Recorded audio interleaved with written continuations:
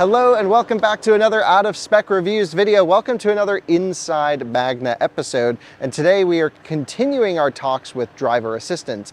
In our previous video with Magna, Inside Magna, we spoke a lot about driver assistance sensors and the theoretical concepts as to which they might be used for, from radar, LiDAR, ultrasonics, different types of DMS. But what we're doing today is we're actually showing the real world applications of these sensors. You know, part of why I wanted to do this partnership with Magna was to showcase the next level deep when it comes to automotive, the actual engineering processes, the behind the closed doors work that goes on that ends up eventually into a series production vehicle. And what we're doing today is we're looking at really early versions of the next generation of tech, from high range, or I should say high sensor data radar, so that you can reduce phantom braking and get a better picture of what's coming in front of you, to actual different driver monitoring that can actually do eye tracking and head tracking, but doesn't have ugly sensors everywhere. So let's jump inside of these Jeeps over here. I'll first introduce you to my crash test buddies, and then we'll see what they have to show. Walking over here with me, these are the guys that actually get slammed into out on the test track, or if the systems are operating perfectly, they don't get hit. We'll have a whole conversation here about how they actually rig these up and do everything. I'd love to go visit them out on the test track at some point, and I think we might even arrange that. But what we're going to be looking at today are two different things. The first is we're actually going to be jumping into this vehicle right here that will be using a new type of driver monitoring, eye tracking, which is just coming onto the market these days, but we have these sensors everywhere. Well, I'll show you inside the car. It's actually a camera hidden inside the mirror itself. So it's a collaboration between the electronics department at Magna and the mirrors, MML or mirrors department inside the company as well. And I'm trying to give you guys a sense of just the broad scope Magna can do. They can go everything, you know, to making a series production vehicle for an automaker, all the way down to constructing really cool sensors. And then what we're also going to do is jump into that Jeep over here. You can see this has sort of this front end sensor situation. There's 3 medium range radars on this particular one. We're actually going to take it out on a loop. We're going to go for a drive in this, and we'll have a screen inside of the car that will show us what it's picking up. Now, it is ultimately up to the automaker to figure out what to do with the data in terms of calibrating their driver assistance system to work. But you can't make a good driver assistance system if you don't have good data, and it can be really unsafe if you don't. So we're going to go out in this. We got the radars mounted up front. We got GPS sensors on the roof. It's all pretty cool, all testing stuff. So let's go see what Magna has in store for us today, because it's going to be super nerdy and geeky for you, you know, electronics and ADAS folks out there. I'm here with my new friend Christoph. How's it going, sir? I'm good. How are you? Thanks for having us. And you're here to tell us a little bit about sort of your testing procedures, getting everything set up for crash performance, for object detection, for other things. So this is what's really fascinating to me, because we hear a lot of topics out in the wild about, okay, this sensor for this use case, that sensor for this use case, but how do you repeatably prove their functionality in the real world? And that's your job. Yeah, definitely. That's it. Yeah. As we just talked about, we have a testing vehicle over here, which has a DGPS, a differential GPS system, and the antennas. This is what you see over here. And that's necessary to have the exact position on the test track, to know exactly your position. And over here we see some targets we use, for example, for the NCAP testing.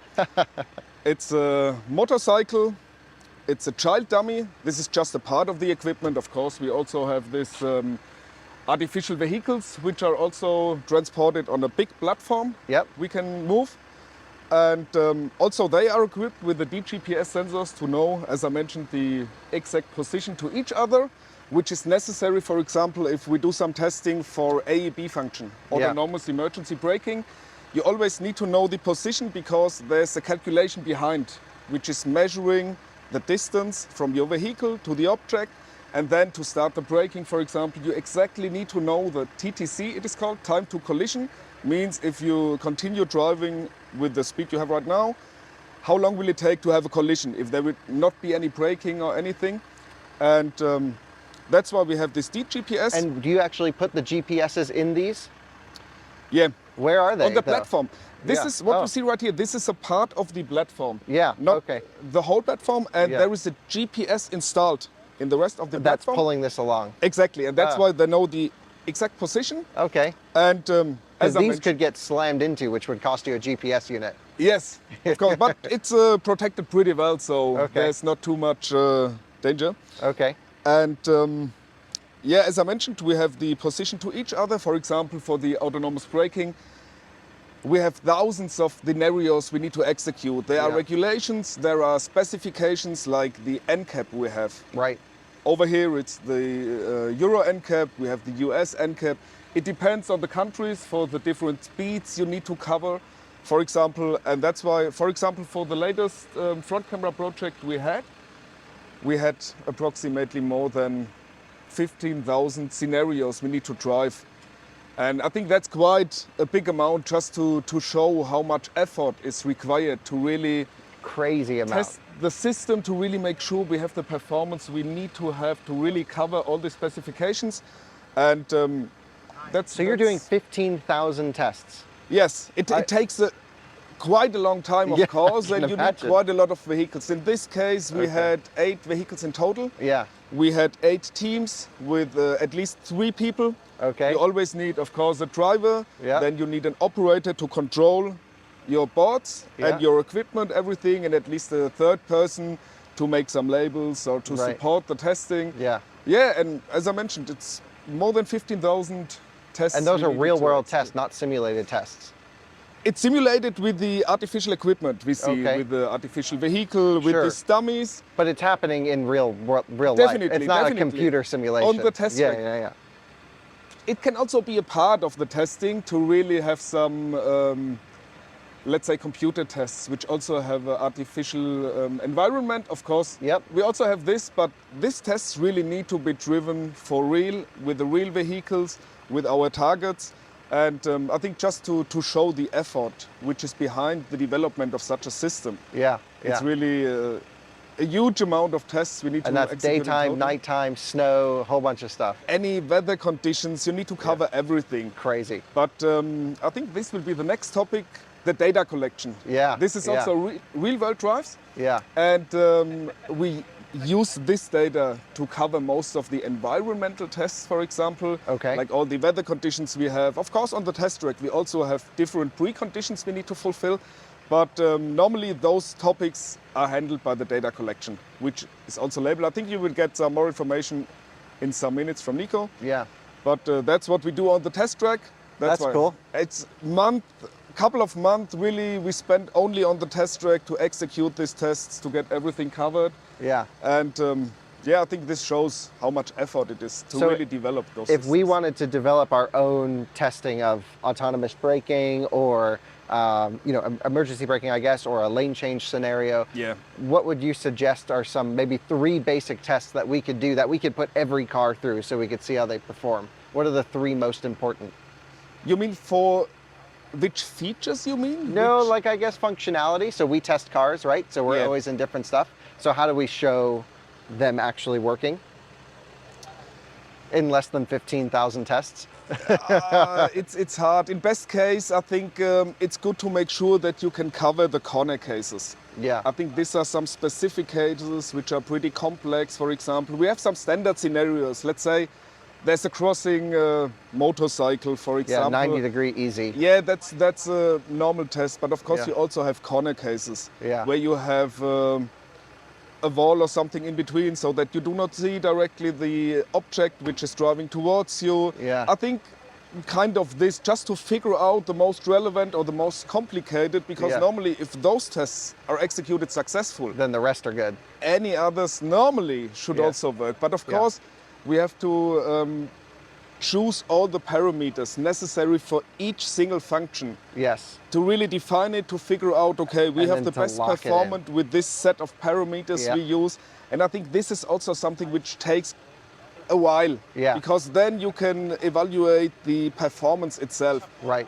Because in the beginning you just see, okay, object is detected, vehicle is braking, everything's good. Yeah. But these are the details to really find the right parameters to stop not too far away from the object, but not too close, somewhere in between. And this is really, I do not want to say try and error, but it's quite a lot of effort to really figure out the right parameters to get the performance as best as possible. Right, that makes sense. Well, cool, thanks for showing us these things. How many times have these been crashed into, do you think? Oh, so often. I stopped counting at a specific point in time because those are the ones which are pretty good, let's say. Yeah. We have some others which are destroyed. already damaged, And also the vehicles. Unfortunately, I did not have the time to prepare an artificial vehicle, which is set together from, let's say 8 parts, for example. Yeah. Because also those we destroyed in total. Yeah. There was no chance to repair anything. So you just you cannot avoid that. During the development phase, you always crash.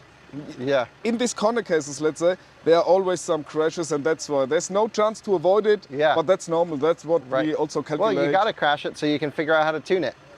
That's it. That's it, to really find the right parameters. Yeah, cool. Well, thanks for showing us all of this. I'm looking forward to trying some of it in the car.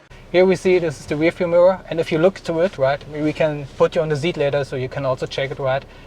If you know where to look, you just so see the camera. This is because we have a very transparent glass here, 25% transmittivity, because normally this glass is used for when you have display behind it, right. Then you can watch what's behind your car. We use that, but we will use more opaque glasses later so that you don't see the camera. And the idea is, of course, I mean, you don't see anything here at all, right?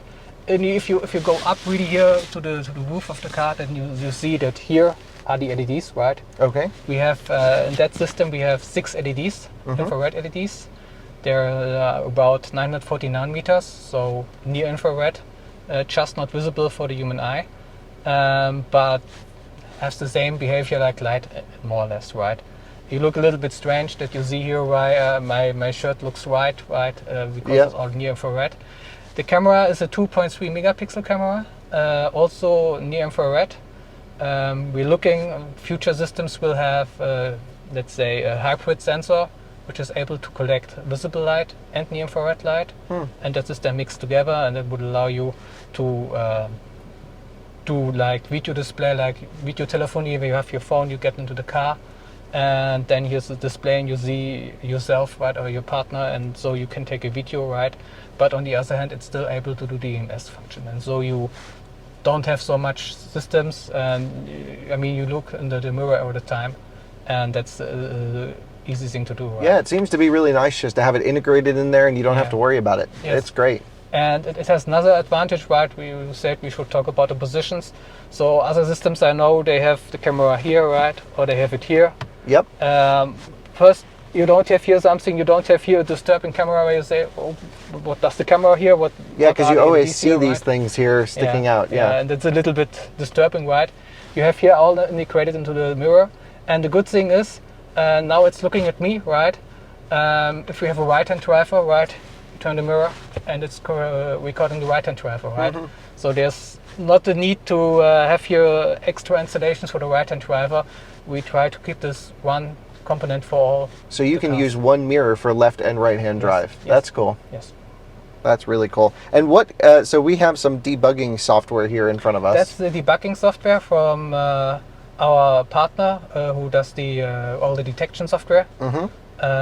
They, so to say, write all the software who checks where's your eye and so on. Yep, but the customer could also run their own software off of this sensor, right?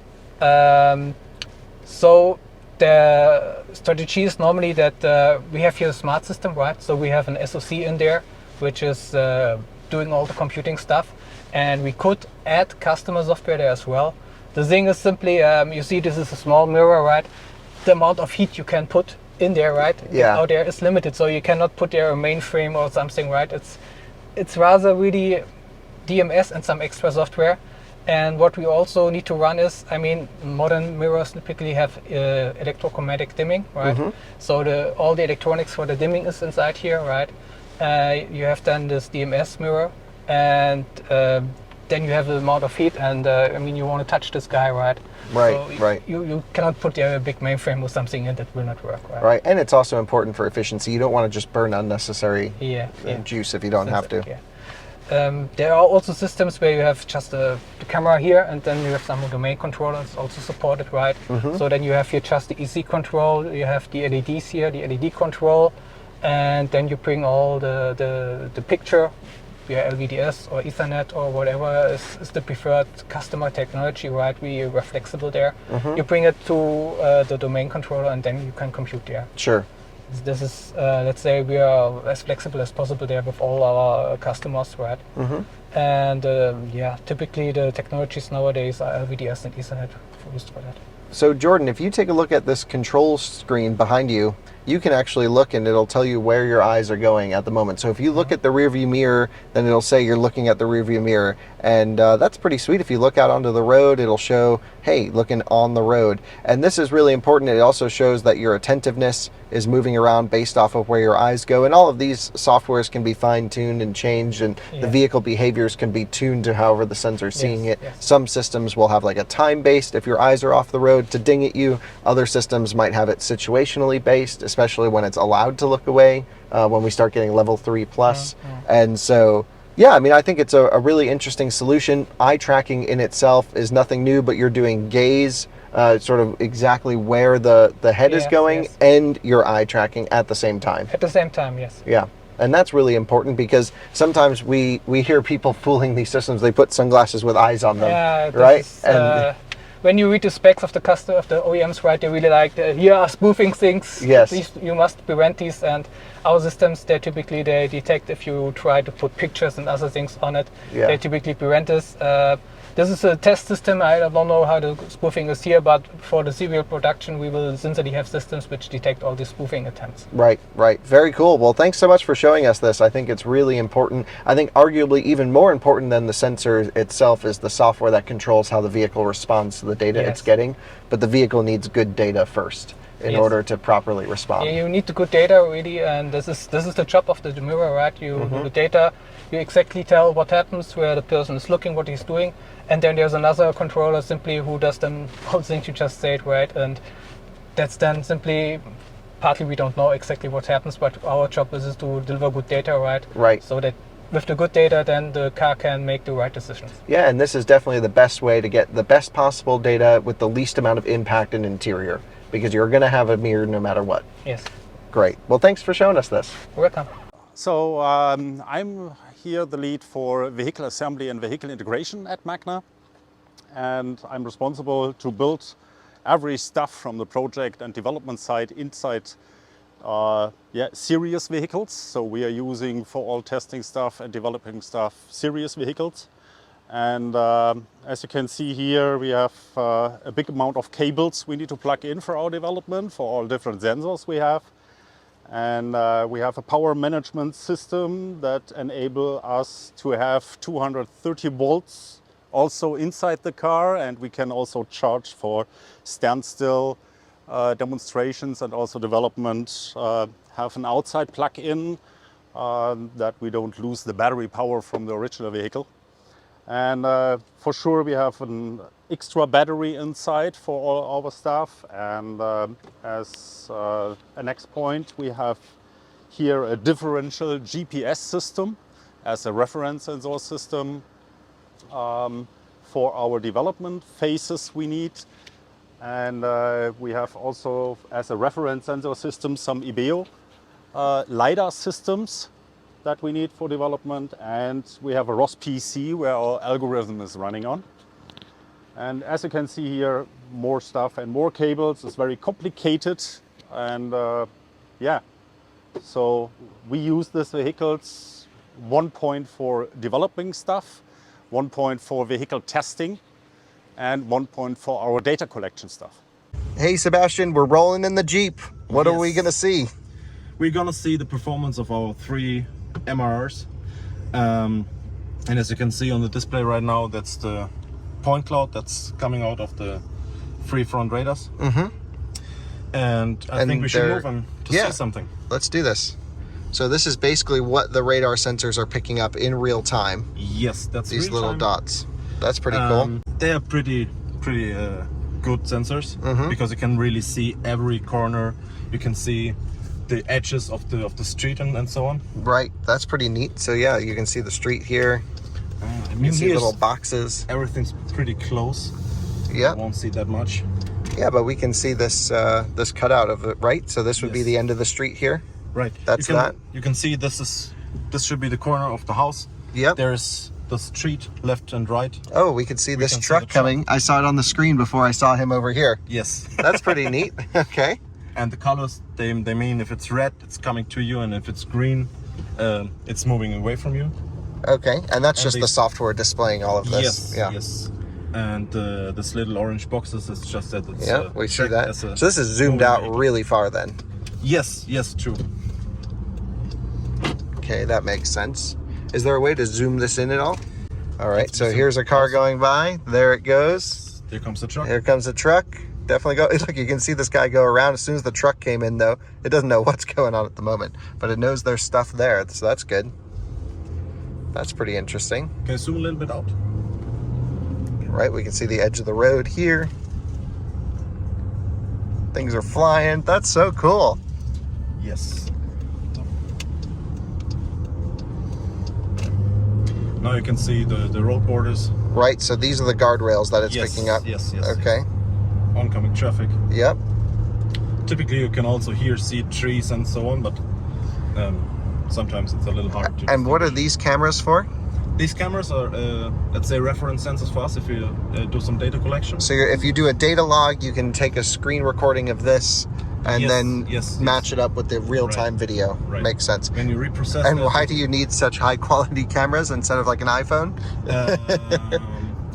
because it's a lot easier for us because we have one far and one near range. Oh, I camera see. there. Okay, that's Different, cool. Types, and you can really see far away stuff, and it's not as easy as plugging an iPhone in. I think we would not have the resolution that we need sometimes Right, yeah, because makes sense. the far range, I think we're up to 300 meters. So we've just gone for a ride in this Jeep, and gosh, that was pretty cool looking at all the sensor data coming off of the radars up front. So we could basically almost drive just from that, but not completely. It was very interesting to watch the overhead signs approach as like a phantom braking opportunity and how they tune for this. So very cool to see their sensors just mounted all over this Jeep. That was pretty awesome.